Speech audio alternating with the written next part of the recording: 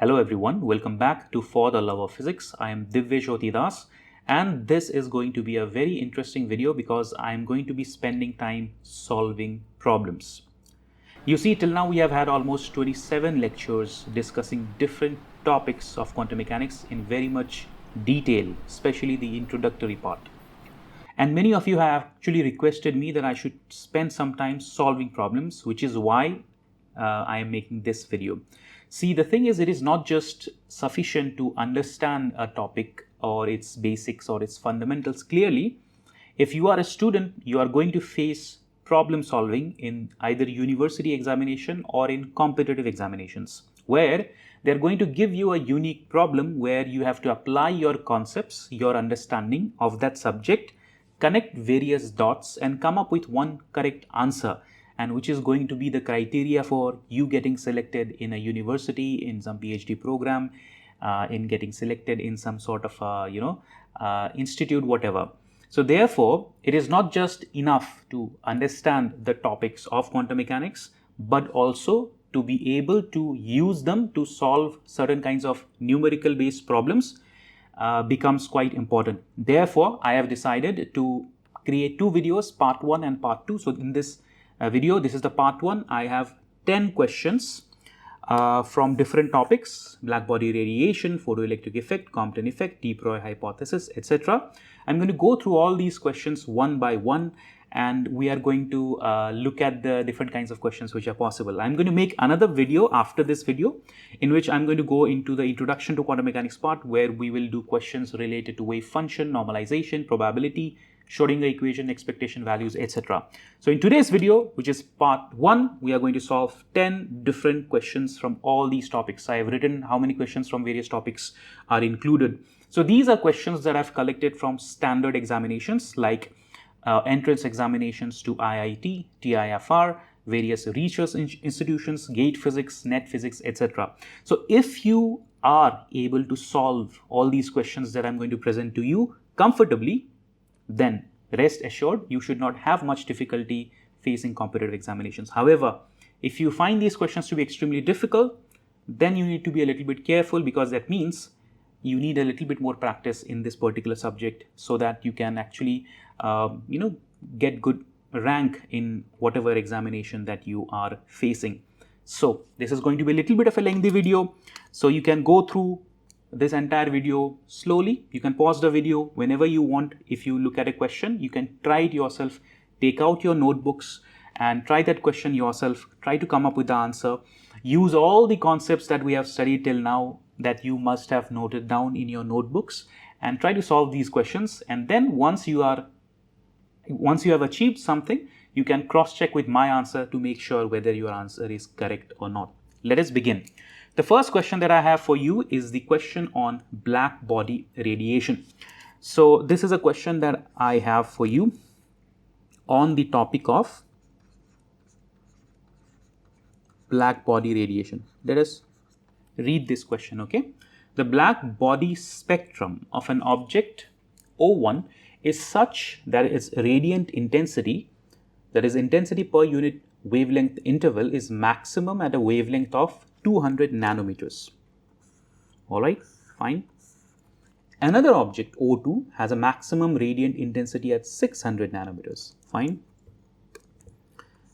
Now, the ratio of the power that is emitted per unit area by O1 to that of O2 is what?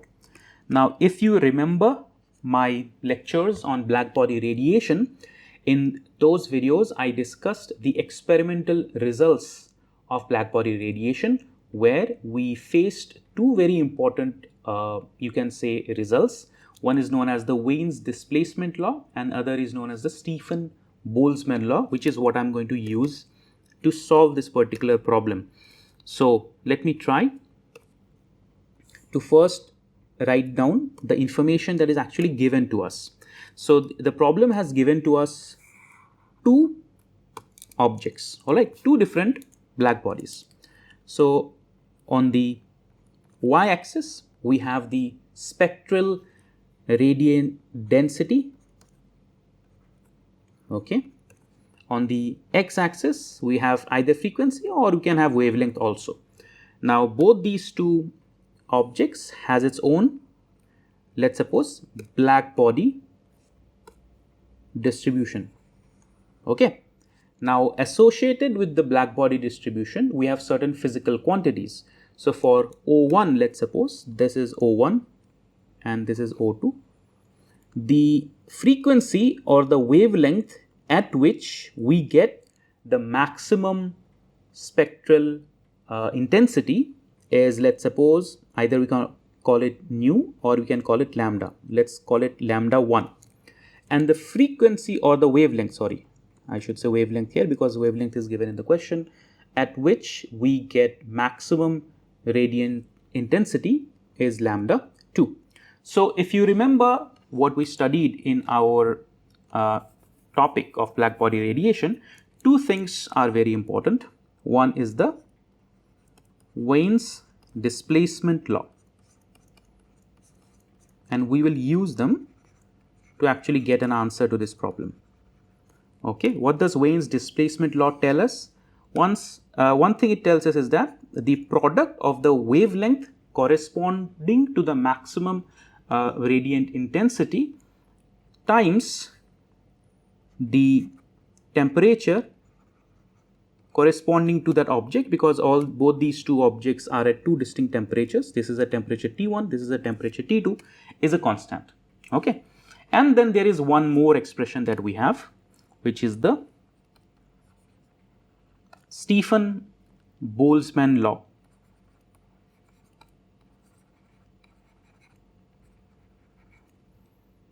Which simply gives us an idea about the power that is emitted by the black body, which is essentially energy per unit area, per unit time that is emitted by the black body. I'm going to call this as R, corresponding to some temperature T, is directly proportional to the fourth power of temperature.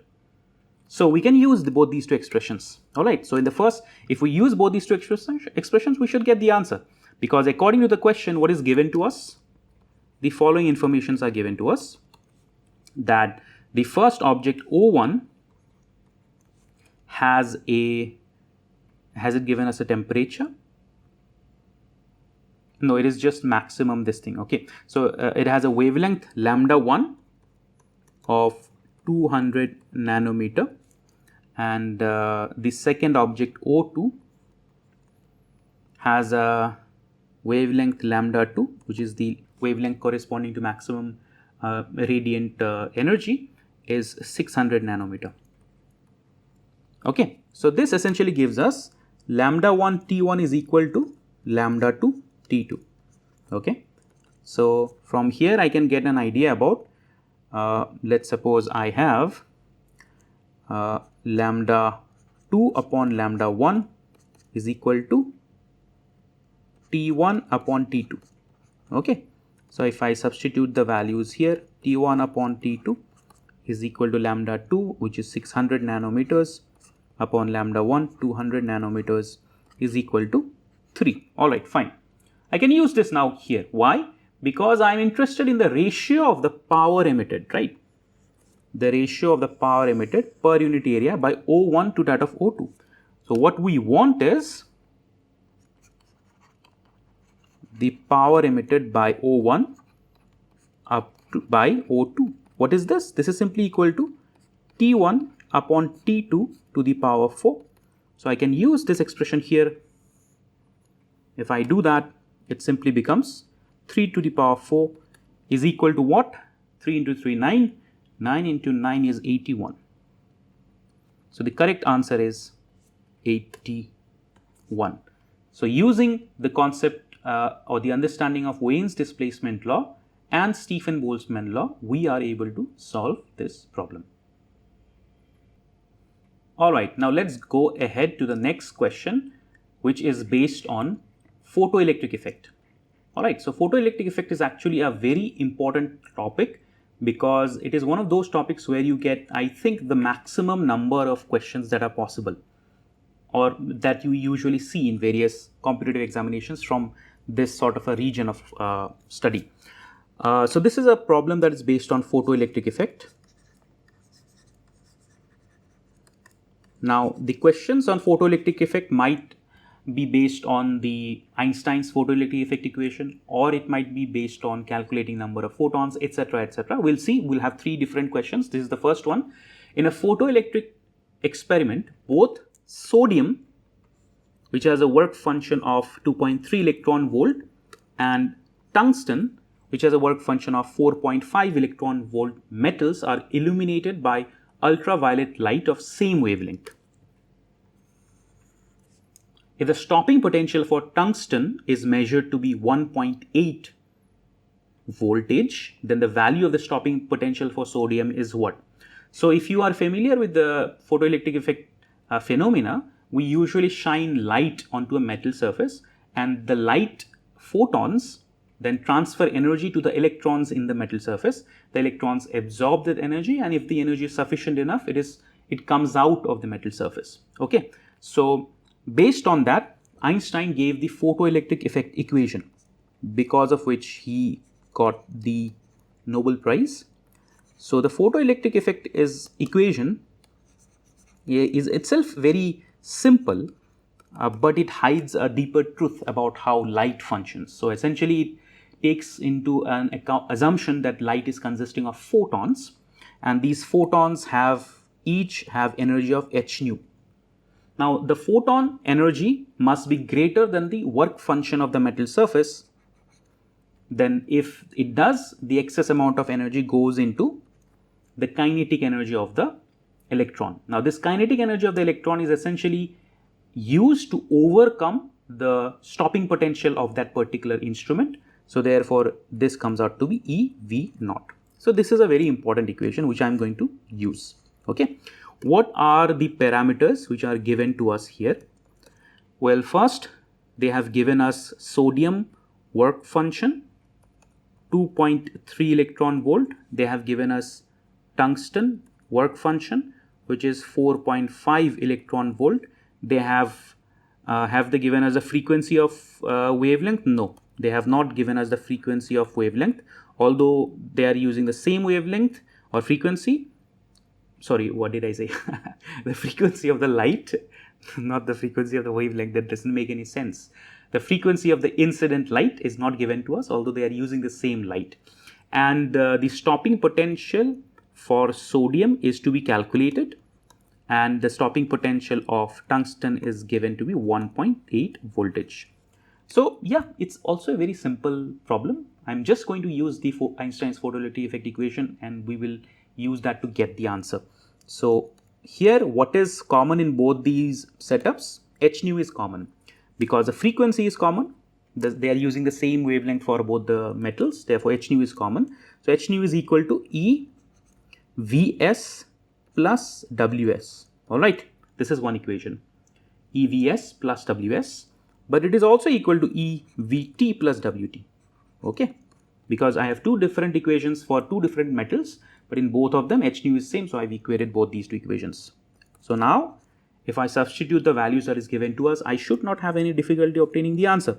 I need to obtain Vs, but Ws is given as plus 2.3 electron volt, and we have Vt is 1.8 electron volt plus Wt is 4.5 electron volt.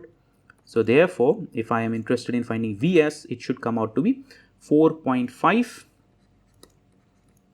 plus 1.8 minus 2.3 electron volt. If you calculate, this comes out to be, I think, exactly 4 electron volt. So therefore, if the E and E gets cancelled on both sides, I end up getting the stopping potential for sodium comes out to be 4 volt.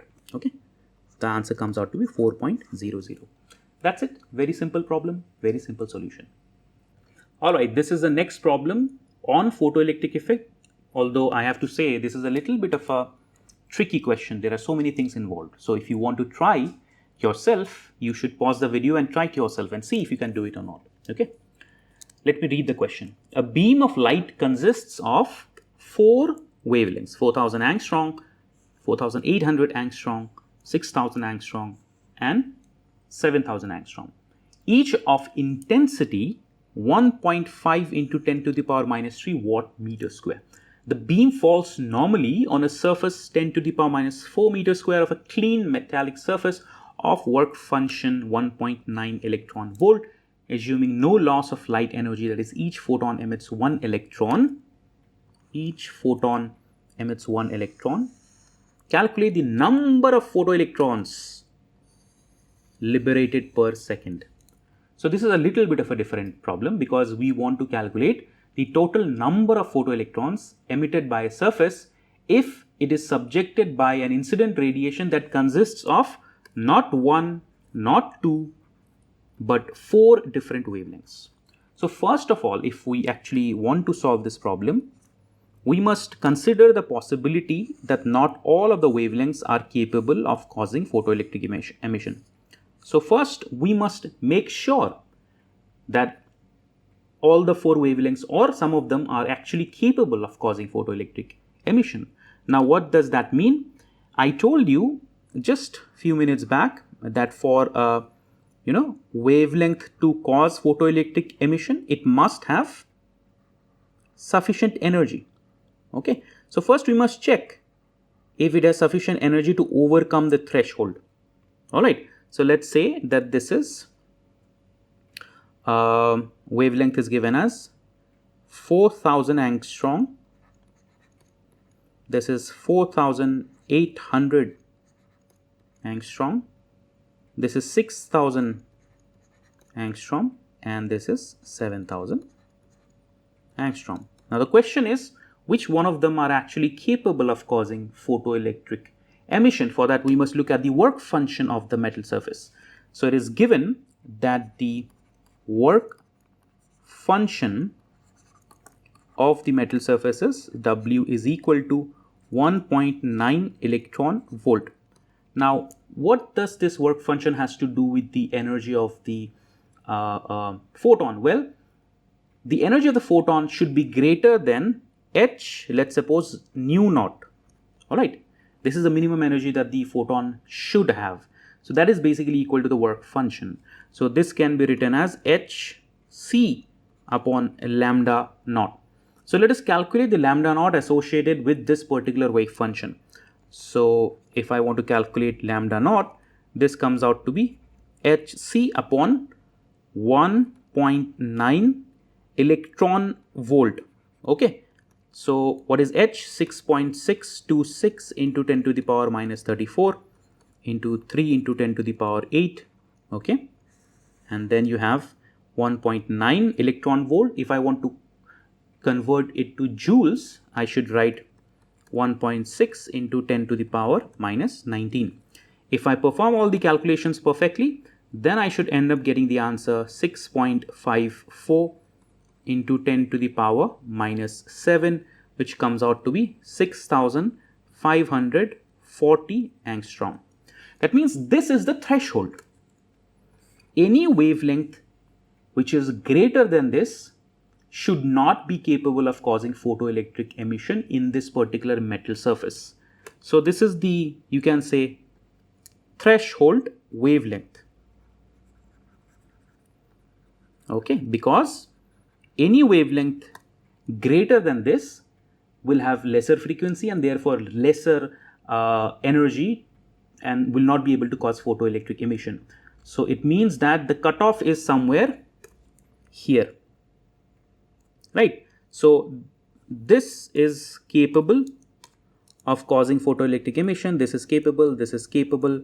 This, however, is not capable. So therefore, we do not need to consider this wavelength at all. Now let's move forward to what the question is actually asking. It is asking the number of photoelectrons liberated per second. So how do we calculate the number of photoelectrons? Well, the number of photoelectrons has to first of all do with the number of photons. But how can we calculate the number of photons? The number of photons has to do with the energy.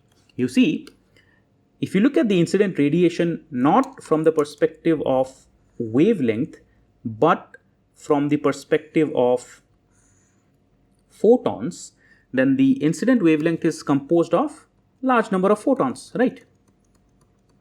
Large number of photons. Let me just draw this first.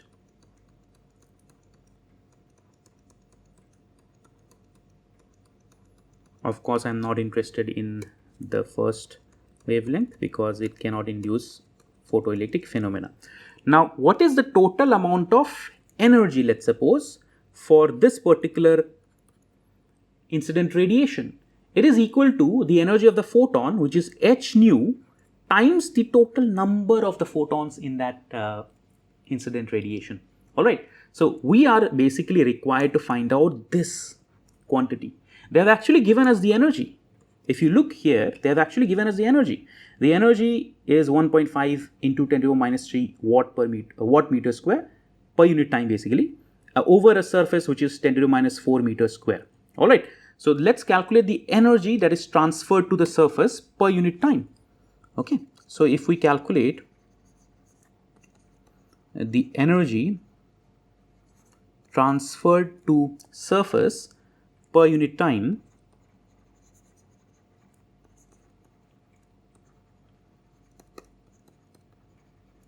then what is that? This is 1.5 into 10 to the minus 3 watt meter square times the actual area of the surface, which is 10 to the minus 4 meter square, into 10 to the power minus 4 meter square, which comes out to be 1.5 into 10 to the power minus 7 joules. So every single wavelength is associated with this much amount of energy, alright, per unit time. So therefore I can use the expression is equal to n h nu for each of them, and then I can find out this quantity n. Okay, so there is n that is associated with this wavelength. Alright, okay, let's suppose I call it n1, n2, n3. Okay, so how do I calculate the total number of photoelectrons? Well, another thing that is given in the question is there is no loss of light energy. So if there is no loss of light energy, it simply means that every single photon is creating another electron. Now usually that doesn't happen in more of a realistic scenario. The efficiency is very less, but questions may give you all these different criteria. If the question gave you criteria of, let's suppose, 10% efficiency, it means that 10 photons would lead to 1 photoelectron. But in this problem I don't have to worry about that, because each photon would lead to 1 photoelectron. Therefore if I calculate the number of photons, I end up getting the number of photoelectrons. So therefore the total number of photoelectrons liberated per second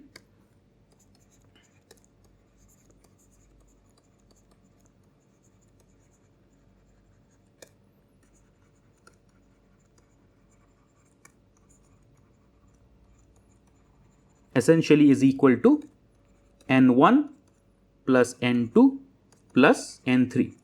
But what is n1? n1 is simply equal to energy of that particular incident radiation corresponding to that wavelength divided by h nu. So this is 1.5 into 10 to the power minus 7 divided by h nu. So nu is corresponding to this particular wavelength. So I should write h nu as hc lambda. hc lambda. So instead of lambda, I would write first 4000 angstrom. Okay, so I should just write 4000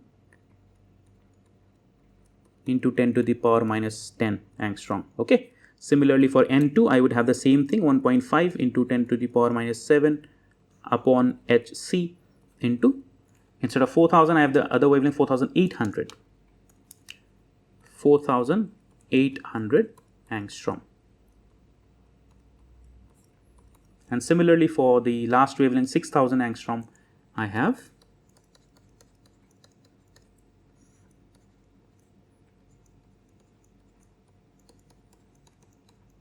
okay. So now all that remains is mere calculations.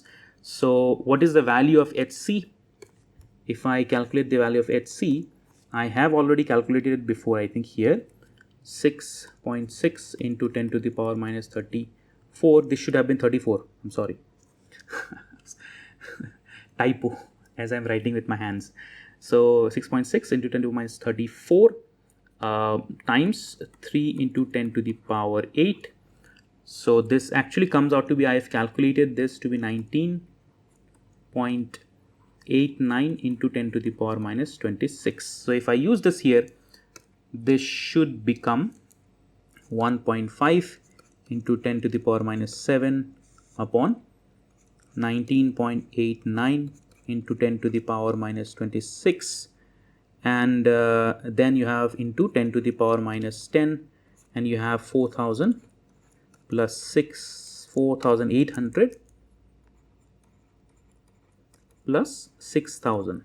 Okay, the final calculation should give me an answer which is basically equal to something that is so I should write the answer straight away, right? So this gives me an answer of 301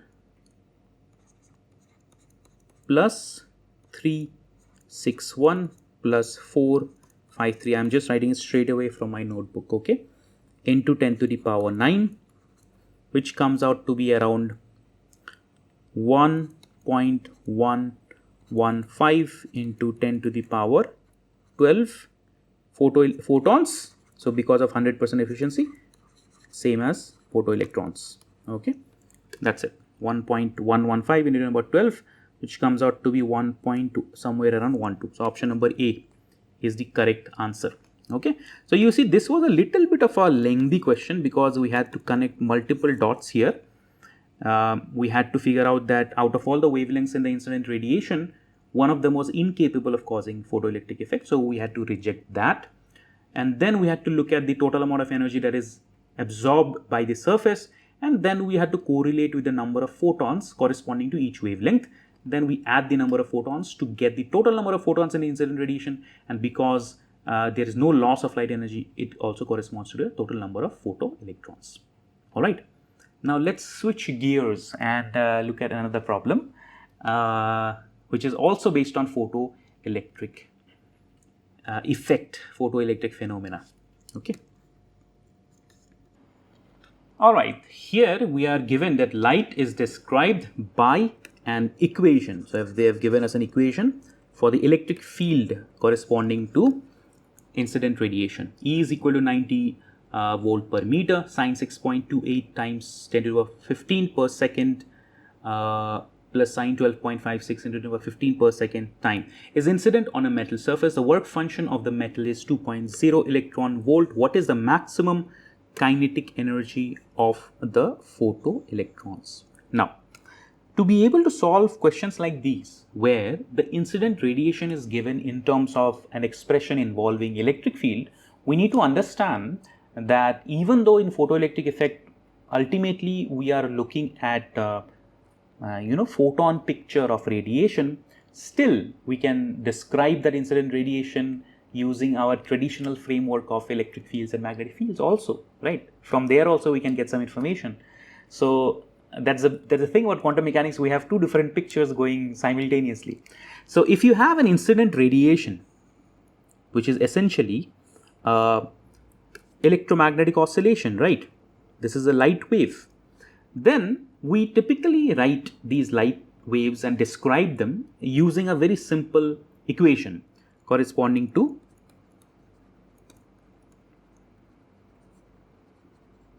a certain electromagnetic oscillation, which is usually written somewhere somewhat like E is equal to, either in terms of electric field or magnetic field. Majority of the time you will see it written in terms of electric field. E is equal to E naught sine, let's suppose, omega t. Okay. Now, what is this expression and what does it mean? Well, it simply means that E naught here represents the amplitude, okay, of the electric field. Okay. And the omega here simply represents the angular frequency. If you look at it, angular frequency gives us an idea about the oscillations per unit time. So angular frequency omega can be correlated to normal frequency by 2 pi nu, or we can correlate with that with the time period of one oscillation, 2 pi upon t, right? But this is only for monochromatic radiation, which involves only one wavelength or one frequency in the incident radiation. What if we have we don't have a monochromatic incident radiation? Instead, we have sort of multichromatic. So we have multiple wavelengths involved. Okay, just like the last question. we had multiple wavelengths involved. What do we do then? In that kind of a scenario, we simply add them up. It's a vector sum essentially along a particular direction, but I'll just write the equation very simply as, in that kind of a situation, we just write, let's suppose, E1 sine omega 1t for the first wavelength, E2 sine omega 2t for the second frequency, E3 sine omega 3t, and then if we have more of them, then you just add them up. So essentially, sometimes the questionnaire, the person who makes the question, can disguise information in the form of a equation for electromagnetic oscillations. So now they have given us an electromagnetic oscillation equation. What have they given us? It is given to us that the electric field that is given to us is what? It is equal to, I'll remove the units, 90, okay, 90, and you have sine 6.28 into 10 to the power 15, 6.28 into 10 to the power 15 t plus 90, 112.56 into 10 to the power 15, 12.56 into 10 to the power 15 t. Now what can you say just by looking at this? The first thing that is obvious is that the incident radiation contains two wavelengths, right? And the angular frequencies corresponding to them are this and this. And that's all we need, right? So you have this and you have this. So we have the first angular frequency is omega 1 is equal to 6.28 into 10 to the power 15, which gives us an idea about the frequency. 2 pi nu 1 is equal to 6.28 into 10 to the power 15. And from here I can calculate what the frequency is. The frequency comes out to be, this is equal to 6.28 into 10 to the power 15 divided by 2 into 3.14, which I think comes out to be around 6.28. So this comes out to be 10 to the power 15 hertz. This is one frequency present in the incident radiation. The second is for omega 2. Omega 2 is essentially equal to 12.56 into 10 to the power 15, which is equal to 2 pi nu 2, 12.56 into 10 to the power 15. So the frequency is equal to 12.56 into 10 to the power 15 divided by 2 into 3.14, which comes out to be 6.28. So this I think comes out to be 2 into 10 to the power 15 hertz. Alright. So I have figured out that the incident radiation contains two wavelengths or two frequencies. But what are they asking in the question? They are asking maximum kinetic energy of the photoelectron. Now maximum kinetic energy of photoelectron will be possible only for the highest energetic photon. So out of these two wavelengths, which has greater energy? Clearly the second one. This has greater amount of energy. Since this has greater amount of energy, using this we can find out the maximum kinetic energy of the photoelectron. Again by using the Einstein's photoelectric effect equation.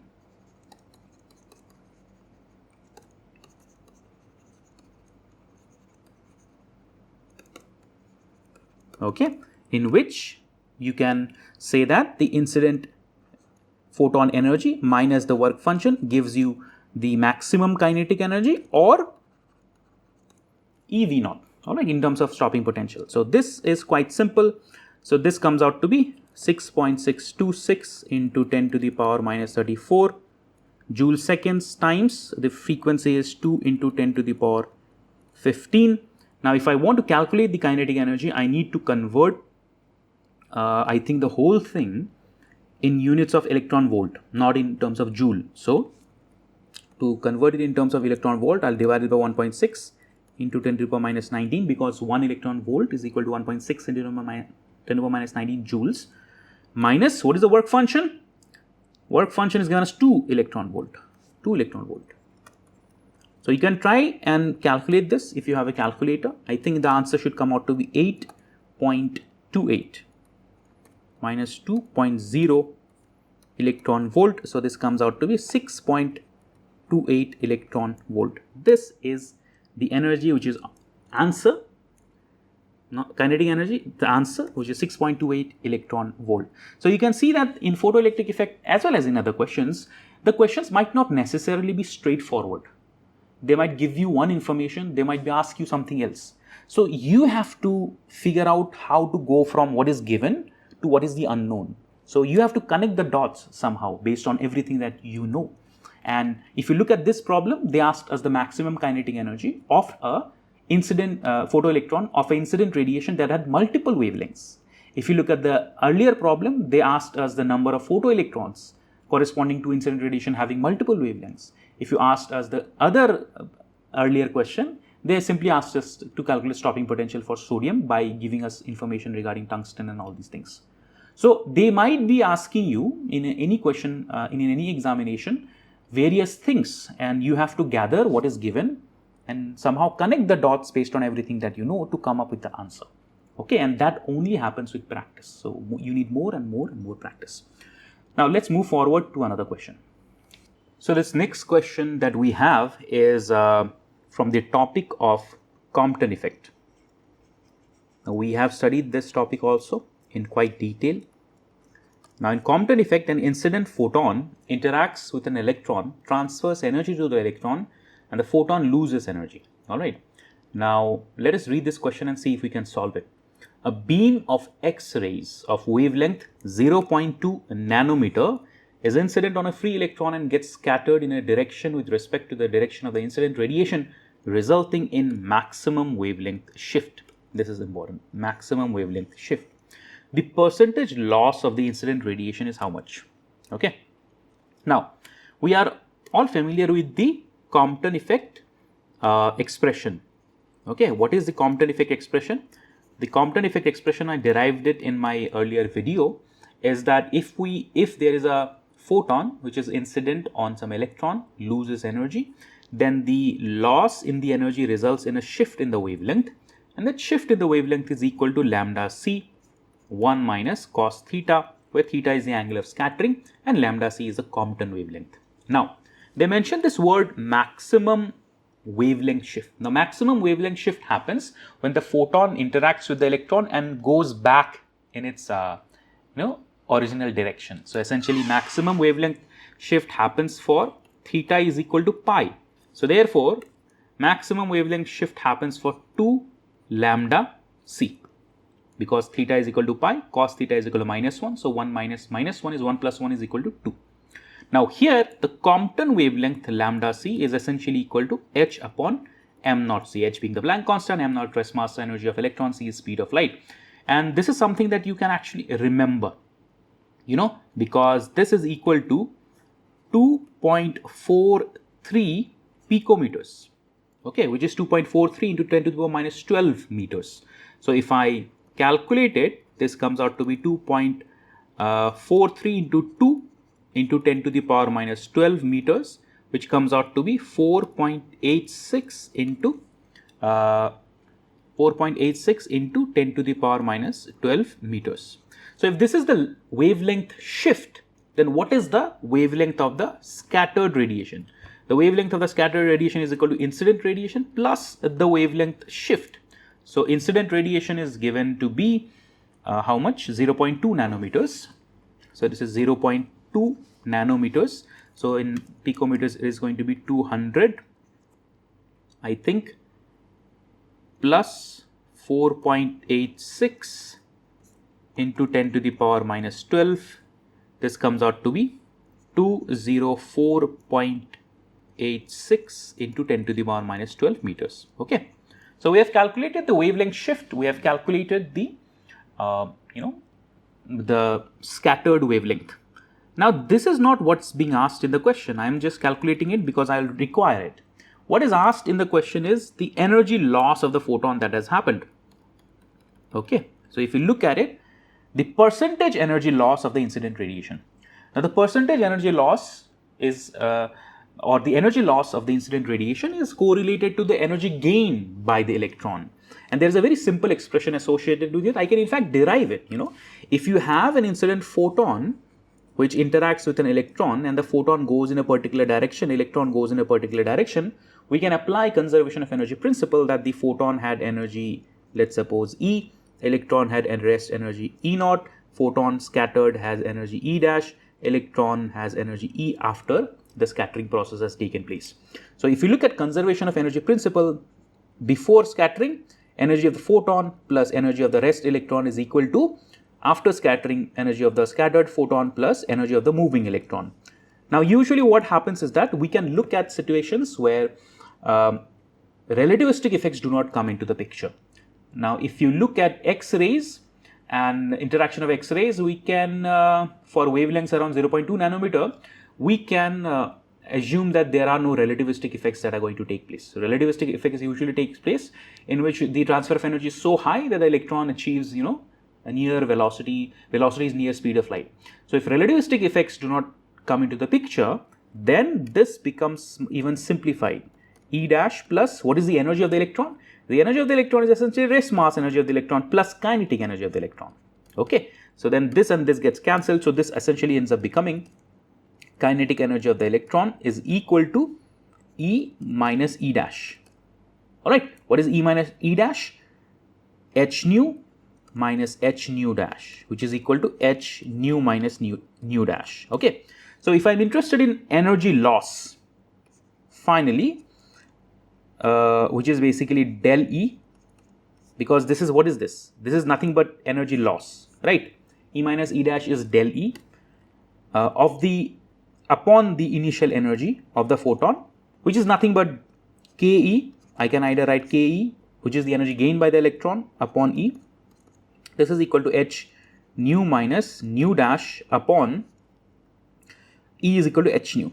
Okay, so H and H gets cancelled. C 1 upon lambda minus 1 upon lambda dash upon C upon lambda. C gets cancelled, and here I have lambda dash minus lambda, which comes out to be del lambda upon I have so I need to write it down a little bit in detail.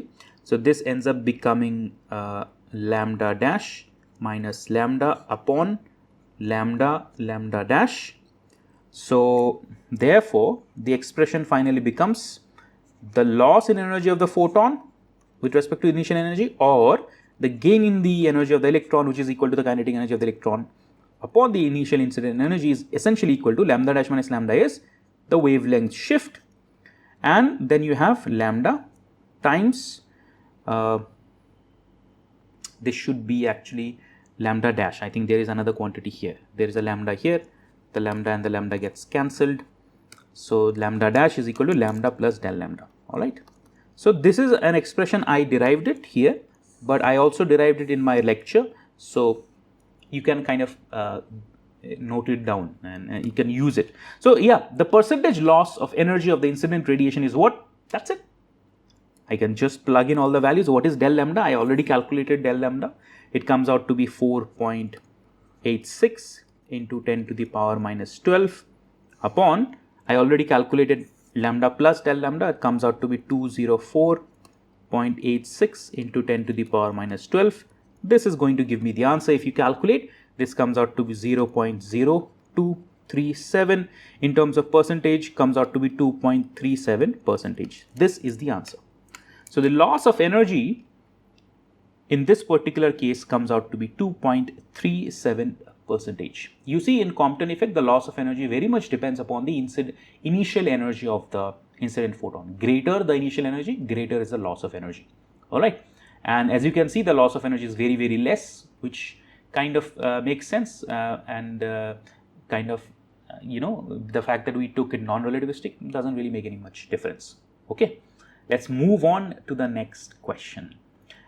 All right, in this next question, we are going to be looking into a problem that involves DE-BROGLIE hypothesis. All right, so we have studied the DE-BROGLIE hypothesis, which essentially says that when we talk about quantum particles, then the motion of a particle is associated with a matter wave, and the matter wave has a wavelength which is called the DE-BROGLIE wavelength. All right, and the expression for the DE-BROGLIE hypothesis is lambda is equal to h upon p, p being the momentum, h being the Planck constant.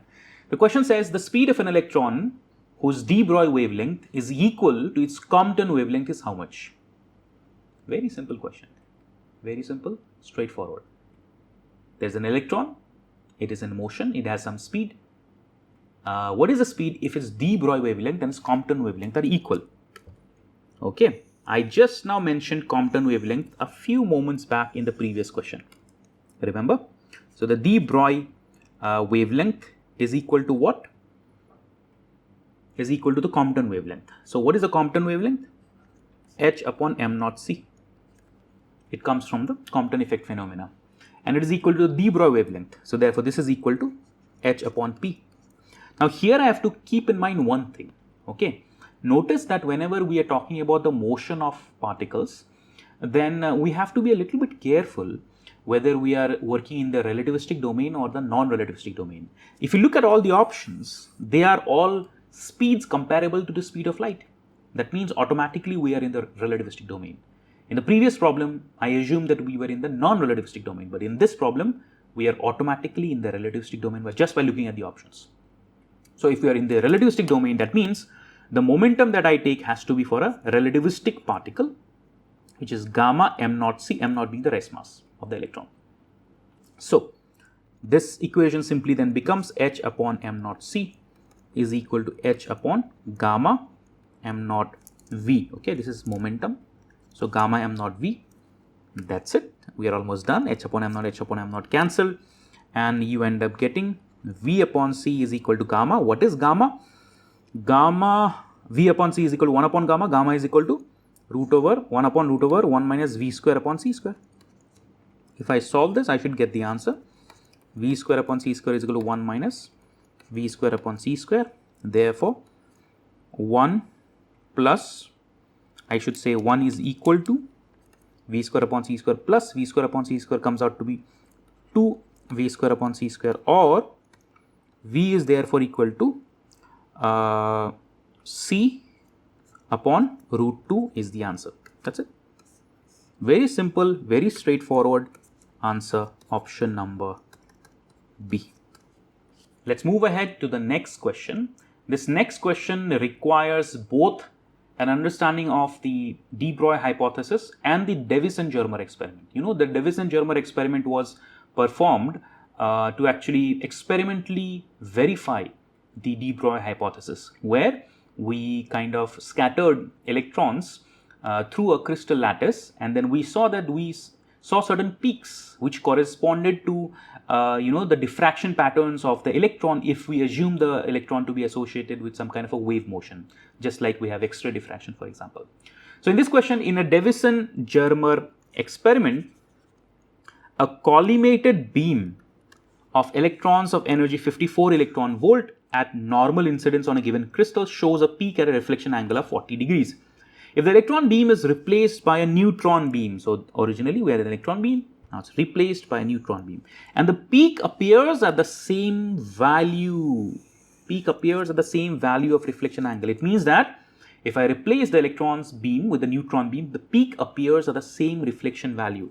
Then the kinetic energy of the neutrons must be equal to what? Consider non-relativistic case.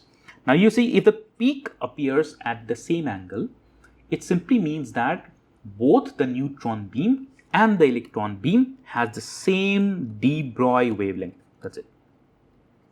That's it. Because ultimately we are looking at the diffraction patterns by a wave. So if the peak has not shifted, it simply means that they have the same wavelength.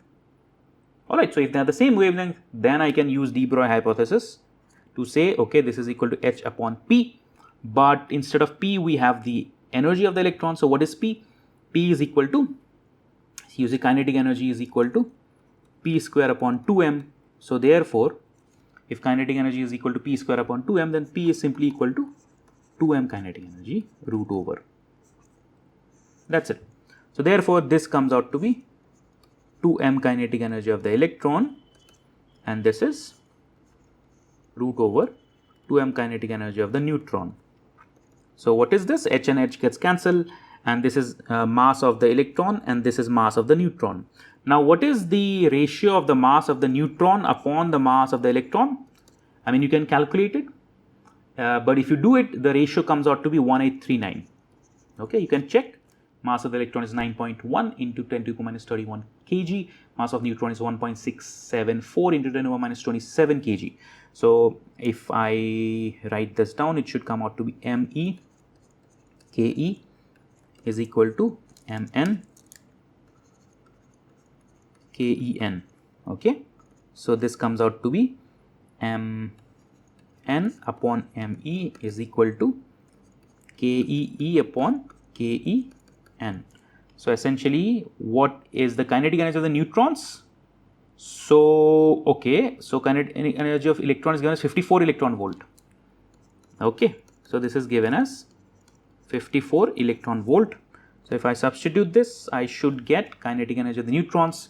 So kinetic energy of neutrons is equal to 54 electron volt upon, you have 1839. Okay, so this comes out to be around 0.03 electron volt. So therefore, by using both the concept of the Davison-Germer experiment and the de-Broglie hypothesis, we can obtain the kinetic energy of neutrons in this particular case. Very simple problem. Let's move on to the next one. Now this is a problem from the topic of wave packets. Now if you remember, when we were discussing the quantum mechanical representation of a particle, we said that we use a wave packet concept, and the moment we use the concept of a wave packet, we encounter phase velocity and group velocity. You see, the wave packet is made up of a large number of plane wave solutions, and these plane waves have a different velocity compared to the velocity of the actual packet, which is the wave envelope. So the plane wave has a velocity which is given by what is known as phase velocity, and the phase velocity is simply equal to omega upon k. But the group velocity, which is the velocity of the wave packet or the envelope which is traveling, the modulation that is traveling, is d omega upon dk. Alright. Now this is actually a very simple, straightforward question. They have given us a dispersion relation for the motion of this particular wave. So if you look at the dispersion relation, which is essentially a relation between angular frequency and this wave number, which is omega square is equal to alpha k plus beta k cube, alpha and beta positive constants. The wave number for which the phase velocity equals the group velocity, that is what we want. So we want the wave number, we want the k value for which phase velocity and group velocity are equal. So to do that, how can we find out? Well, let us first differentiate this once. Okay. If we differentiate this once, what do we get?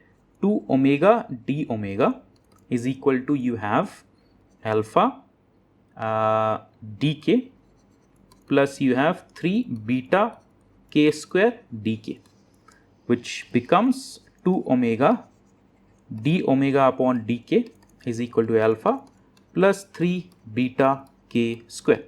I just told you that d omega upon dk is essentially group velocity. So I can write here 2 omega group velocity is equal to alpha plus 3 beta k square. Or I can say the group velocity is equal to this upon 2 omega. But they're saying that they want us to find out the weight number for that scenario in which phase velocity and group velocity are equal. So let me make this equal to the phase velocity. So which means that alpha plus 3 beta k square upon 2 omega is equal to omega upon k. Okay, omega upon k. Now from here I can get the answer, I think. Let me try.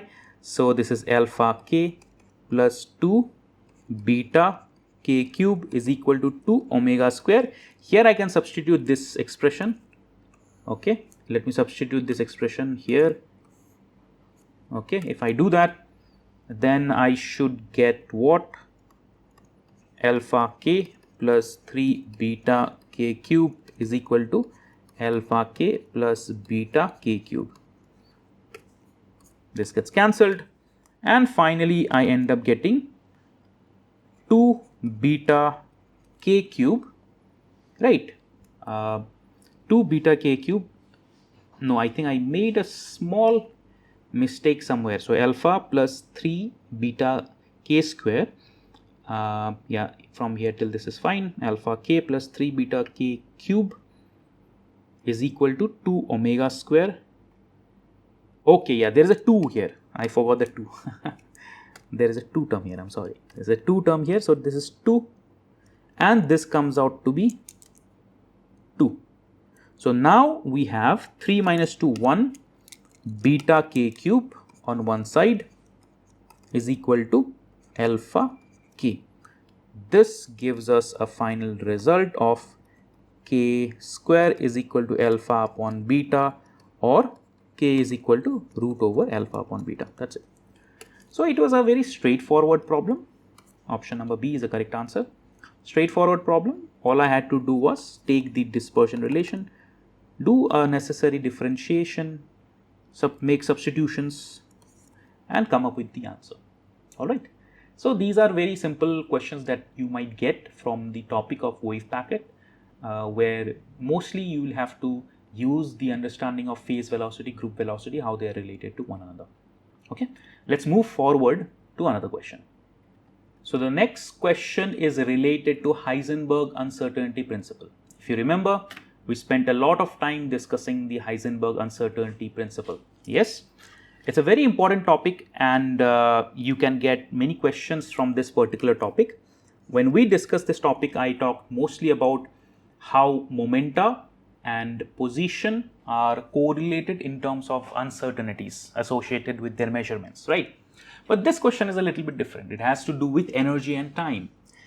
So, from Heisenberg uncertainty principle, we have this question: find the average time that the atomic system remains in rest in the energy state whose spectral line width is 10 to the power minus 4 angstrom for lambda is equal to 4000 angstrom.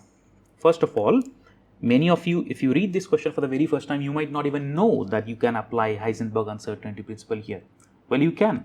You see, what happens is that whenever we have a transition from a higher energy state to a lower energy state, there is a wavelength associated with that particular transition because of the loss of energy. But because of Heisenberg uncertainty principle, we can never be 100% sure what is the exact energy level of the excited state. Therefore, there is a certain width associated with that particular spectral line. There is a del lambda and there is a del E associated with the spectral line width, and that is what we are talking about here. And that width of the spectral line arises from the uncertainty principle, because of which there is always an uncertainty as far as the measurement of the higher energy state energy level is concerned. Okay, so here we basically will be using del E del T is approximately equal to h cross upon 2. Alright, so there is a spectral line associated with the transition, and the spectral line has a width of 10 to the power minus 4 angstrom, and the wavelength is 4000 angstrom. But that spectral line width is associated with del E. But how can I, so but they are asking us del T, what is the average time? They are asking us the average time, right? So I want to find out del T. But to find out del T, first we must know del E. So we have to use some concepts here, okay? I'm going to give you a couple of concepts. Well, first of all is, if you look at energy, associated with that level, E is equal to h nu. But let's suppose I differentiate it once. Okay, if I differentiate it once, what do I get? I should get dE is equal to, and I should write it as SC upon lambda. Okay, this is better. Then this becomes minus HC upon lambda square d lambda. Okay, now I can correlate this with the error. Okay, I can correlate with the uncertainty associated with it. So I can say that whatever the uncertainty associated with that particular energy level, and I'm going to only speak in terms of magnitude because uncertainty is by definition positive. So this becomes HC upon lambda square del lambda. Okay, so the spectral width is now associated with the uncertainty in the energy. So this is one concept that you can actually use. All right. Similarly, I can say that what is the de-Broglie hypothesis, lambda is equal to h upon p or p is equal to h upon lambda. Now again, if I differentiate it, del p comes out to be what? It comes out to be, I can use this, I don't need to use this here. So I can use this later on if sometimes, let's suppose I am interested in correlating this with momenta, but I think I don't need this here. यहाँ पे इसकी ज़रूरत नहीं है. Let's just use this concept in this particular problem. Okay. So if I do this, this ends up becoming hc upon lambda square del lambda del t is equal to h upon 4 pi. H and h gets cancelled. So finally, what do we get? We end up getting del t. Del t is equal to, you have a lambda square upon 4 pi times 1 upon del lambda c, where del lambda is given to you, or everything is given to you. Lambda square is 4000 angstrom, 4000 into 10 to the power minus 10 angstrom. So square, you have 4 into 3.14. Del lambda is also given to us into 10 to the power minus 4 angstrom. So 10 to the power minus 10. And then you have speed of light 3 into 10 to the power 8. If you plug in all the values, you will get an approximate answer of 4.24 nanoseconds. Okay, please try to calculate it. You will get the option B as the answer. Okay, now this is not a very easy or a straightforward question. You have to think about it, because the Heisenberg uncertainty principle is one of the reasons why the spectral lines are not, they have a certain width to it. And we can correlate that width of the spectral line, which is del lambda, to the uncertainty in the energy of the energy level of the system using this expression. And then if you substitute it here, you get the answer. So it's quite a useful sort of a expression. And yeah, this is a good question. All right. Now let's go to the last problem of today. Okay, this is a problem that is based on atomic structure and atomic transitions. Okay, I'll write atomic structure here. Very easy question. Again, if you want, you can pause the video and try it yourself. The wavelength of the first line of the Balmer series of hydrogen spectrum is lambda, and the wavelength for the first line for the Lyman series is how much? Now, if you are sort of familiar, or if you remember that the Lyman and the Balmer series correspond to just classifications of different kinds of transitions. Okay, so when we talk about Lyman series, then all the transitions happen up to the ground state. So the first line corresponds to the transition from energy level 2 to 1. All right, N2 to 1. And if you look at the Balmer series, all the transitions happen up to n is equal to 2. So the first line is basically 3 to 2. So, and if you look at the expression, if we can figure out the changes in the energy, apply the relevant formula, where energy level difference is equal to h h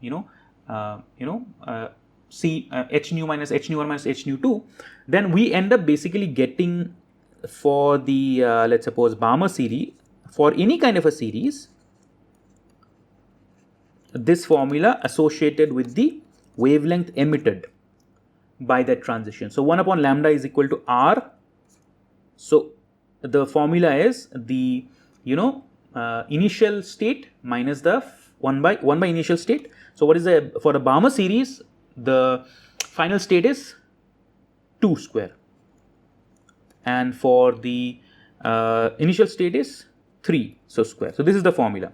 So if I write it in this particular manner, this comes out to be r 1 by 4 minus 1 by 9. So and you have r 36, 9 minus 4 is 5. So therefore you have r is equal to 36 upon 5 lambda. All right. Now let's look at the wavelength of the Lyman series. So we are interested in the wavelength of the Lyman series. So for Lyman series, let's suppose I call it lambda dash. So what is the final destination for Lyman series 1, so it's 1 square, and initial state is 2, so it's 2 square. Okay, so this comes out to be r 1 minus 1 upon 4. So this therefore comes out to be 4 minus 1 r 3 upon 4. I can substitute the r here. If I substitute the r here, I should get an answer. R is equal to 36 upon 5 lambda into 3 upon 4. So 4 cancel out 36 by 9. So you end up getting 27 upon 5 lambda. So if you make a comparison with lambda dash, this is the answer. Lambda dash is equal to 5 lambda upon 27. Alright. There you have it. That is the answer. 5 upon 27 lambda, option number B. So there you see there are different kinds of problems that we can look into. Atomic structure, uncertainty principle, group velocity, phase velocity, Division-Germer experiment, DE-BROGLIE hypothesis. All these questions we have looked into. Compton effect, photoelectric effect, Blackbody radiation. It's a vast number of topics, and you can get many different kinds of problems. You see, when you do problem solving, first your concepts has to be very clear. If your concepts are not clear, then do not even try to do problems, because it's not like you have a formula, you memorize it, you plug in all the values, you get the answer. That's very unlikely you will get that kind of a problem, right? So first you have to have a clear conceptual understanding of the subject. Then when you go into an examination, you get these kinds of questions where there you have a problem where multiple things might be happening. You have to connect the dots, and for that understanding you need a deep understanding of the subject, but you also need practice, because the more you practice, the more you develop the aptitude that is necessary for actually solving questions like this, where you engage in a sort of a brainstorming of, okay, this is the given information, this is what I need, and I know from my understanding all the various concepts involved, what can I do to get the answer. So that exercise is very important, and the more you engage in that exercise, the better you get at it. And if you are preparing for any kind of a competitive examination, then you need to engage in that exercise, that practice more and more and more. Alright, so these are 10 questions from the origins of quantum mechanics. In the next video, I'm going to look at introduction to quantum mechanics. So we'll be doing questions related to normalization, probability, Schrodinger equation, expectation values, etc., etc. So I'll see you in that video. I hope you learned something from today's lecture. My name is Divya Jyoti Das. Thank you so much. Take care. Bye-bye.